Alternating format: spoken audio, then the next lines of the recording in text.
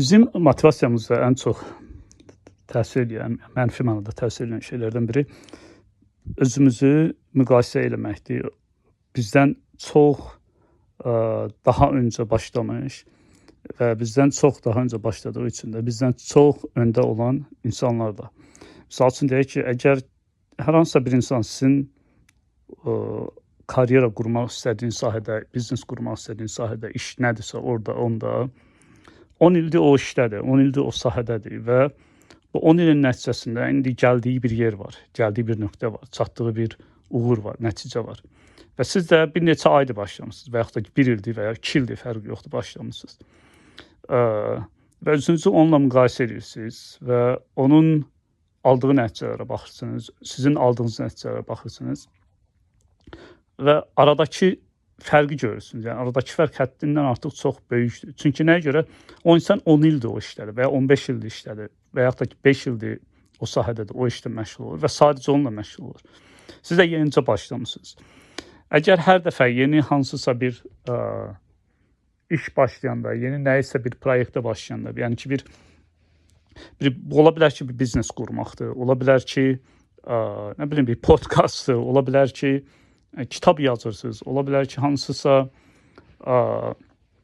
sahədə təlimlər keçmək istəyirsiniz, bloger olmaq istəyirsiniz, speaker olmaq istəyirsiniz, təlim vermək istəyirsiniz və yaxud da ki öz şirkətinizi qurub öz məhsulunuzu satmaq istəyirsiniz. Yəni fərq yoxdur, sahə, iş, hər nədirsə. Əgər hər yeni bir işə başlayarkən bir müddət məşğul olub, aldığınız nəticələri o bir müddətin sizə verdiyi təcrübəyə, biliyə dayanaraq, əlaqələrə dayanaraq əldə etdiyiniz nəticələri, hansısa bir insanın 5 ildir, 10 ildir, 15 ildir o işdə olub, başqa bir işlə məşğul olmadan sırf 15 ilini, 10 ilini o iş həsrəyib aldığı nəticələrə müqayisə edirsinizsə, o zaman özünüz öz motivasiyanızı, həvəsinizi, inancınızı, ümidinizi məhv etmiş olacaqsınız. Çünki bu hər şeydən əvvəl bu çox ədalətsiz bir müqayisədir. Siz eyni deyilsiniz. Yəni sən özünü ona müqayisə edə bilməzsən. Müqayisə edə bilərsən öyrənmək üçün. Və yaxşı bir xüsusiyyətdir ki, daima tələsəsən ki, o sahədə başladığın sahə nəsə, orada böyük uğurlar əldə edəsən. Yəni böyük düşünməkdir, insana təcillik hissinin olması, bunlar yaxşı bir şeylərdir. Amma əgər sən fikirləşirsən ki, kiminsə 10 ildə əldə etdiyi nəticələri sən 1 ildə, 2 ildə əldə edəcəksən, bəzi hallarda bu mümkündür, ola bilər.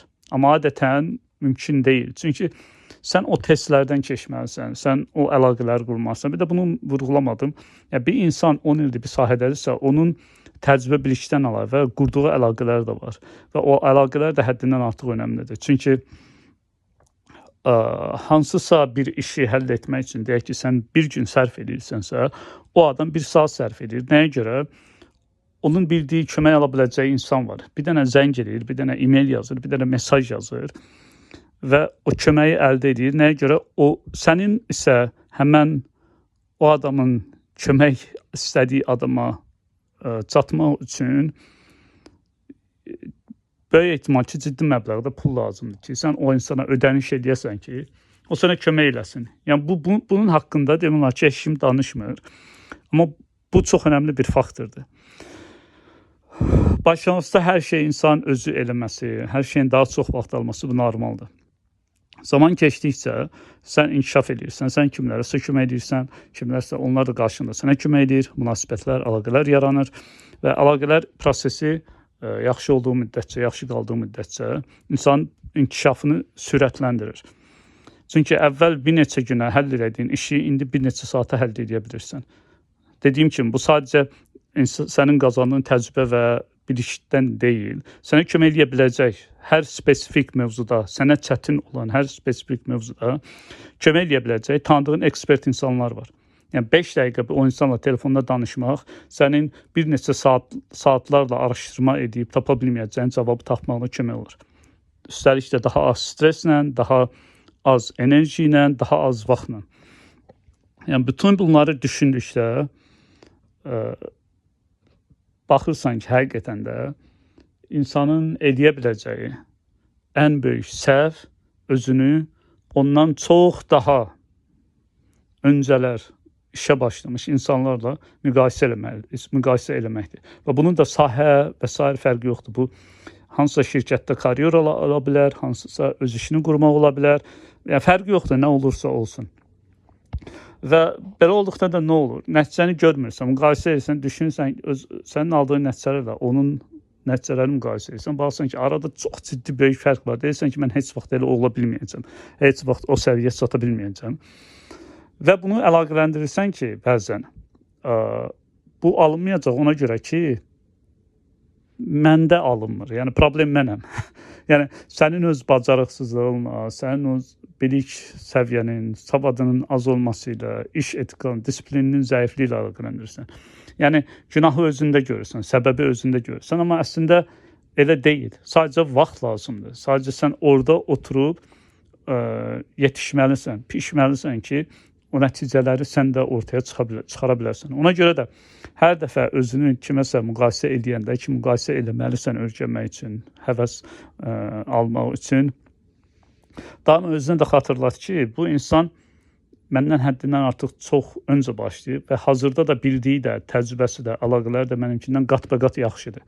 Və burada mənfi heç bir şey yoxdur. Bunun üçün nə o insana paxıllıq eləmək lazım deyil, nə o insana həsəd aparmaq lazım deyil, nə əsəbləşmək lazım deyil, nə kin bəsləmək lazım deyil. Sadəcə öyrənmək lazımdır ki, bu insan bunu eləyə bilir. Nəyə görə? Ona görə yox ki, savadlıdır, savadı çoxdur. Ona görə yox ki, IQ-si çoxdur. Ona görə yox ki, disiplinlidir. Bunlar hamısı ola bilər. Amma bunlar əsas faktor deyil. Bir dənə əsas faktor odur ki, bu insan uzun müddət, kifayət qədər uzun müddət özünü bu işə sərf edibdir və indi də o verdiyi fədakarlıqların, disiplinin nəticəsini görür. Yaxşı bir söz var, xoşuma gələn. Deyir ki, kim ki sənə qısqanclıq edir, sən əldə etdiyin nəticələrə görə istəyir ki, onda da olsun. O insanların əksəriyyəti sənin o nəticəni əldə etmək üçün etdiyin fədakarlıqları, gördüyün işləri öz üzərinə tətbiq edin, disiplini etməkdə heç vaxt səni qısqanmırlar. Yəni, hər birimiz eləyik. Biz bir insanın nə qədər çox fədakarlıq etdiyini qısqanmırıq. Qısqana bilmirik sadəcə. Çünki çətin bir şeydir. Nəticəni istəyirik hamımız. Hamımız nəticəni arzulayırıq. Həm nəticəni, yaxşı, çox pulu, yaxşı maşını, yaxşı evi, yaxşı karyeranı, yaxşı statusu, yaxşı vəzifəni hamı istəyir. Amma ora gəlmək üçün o insan nələrdən keçib, hansı fədakarlıqlardan, hansı çətinliklərdən keçib, hansı fədakarlıqlar edibdir, onları, necə deyim, ilk növbədə düşünmürük. Amma ilk bunları düşünmək lazımdır. Ki bunları düşünəndə də çox lazımsız olan qısqanclıq, həsəd hissindən də insan qurtulmuş olur. Çünki həsədin, qısqanclığın insana heç bir faydası yoxdur. Enerjisini yeyib bitirir, yaxşı düşünə bilmirsən. Amma onlar olmayanda sən onu təqdir edirsən, ondan öyrənirsən və daha, belə deyək də, daha sürətli inkişaf edə bilirsən. İndi nə vaxt ki, özünü belə ədalətsiz şəkildə müqayisə edəndə, daima özünə xatırlat ki, bu insan uzun müddətdir buradadır. İkincisi, vaxt lazımdır. Üçüncüsü də ki, bir düşün ki, bu insan bura gəlmək üçün nələrdən keçibdir? Yəni, çətin olan şeylər deyirəm. Və özünə soruş ki, həqiqətən mən də bunlardan keçə bilərəmmi? Hər gün və illərcə, saatlarca mən bu işə sərf eləmək istəyirəmmi? O sualı verəndə artıq baxışın da, təcrübən də, hiss etdiklərində fərqli olacaqdır. Növbəti epizodda görüşənə qədər sağ olun.